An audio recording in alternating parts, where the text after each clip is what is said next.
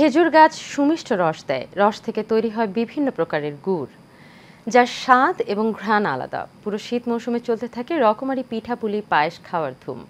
আর এই কারণেই সিরাজগঞ্জের রায়গঞ্জ এবং তারাস এলাকায় গাছ থেকে রস সংগ্রহের জন্য প্রস্তুতি নিচ্ছেন গাছিরা।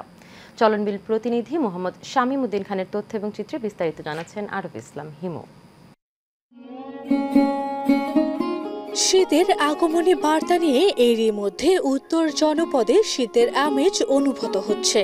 এই সময় বাংলাদেশের সংস্কৃতির এক প্রধান অনুষঙ্গ খেজুর রস।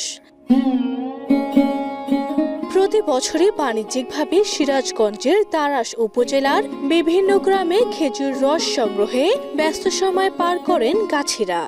এক সপ্তাহের মতো ছাড়তে লাগবে, তারপরে আরো ৩-৪টা দিন এটা চেষ্টা করে কাটা লাগবে, তারপরে আস্তে আস্তে রস বেরোবে।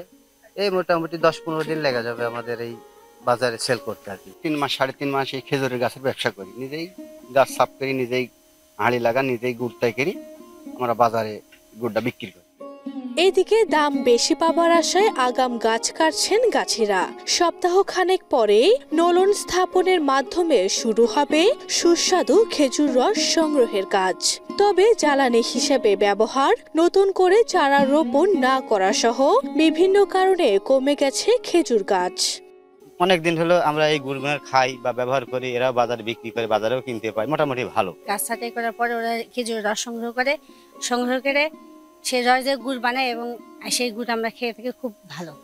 এদিকে ভোক্তারা যাতে স্বাস্থ্যকর এবং মানসম্মত খেজুরের গুড় খেতে পারে সেজন্য কাজ করে যাচ্ছে উপজেলা কৃষি অফিসার।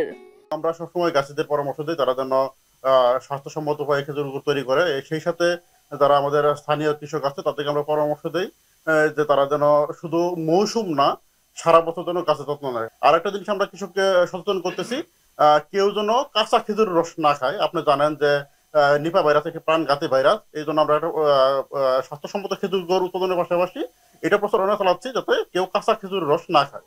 চলতি মৌসুমে উপজেলায় 1626টি খেজুর গাছ থেকে প্রায় 135 মেট্রিক টন খেজুর গুড় উৎপাদনের লক্ষ্যমাত্রা নির্ধারণ করেছে কৃষি অফিসার।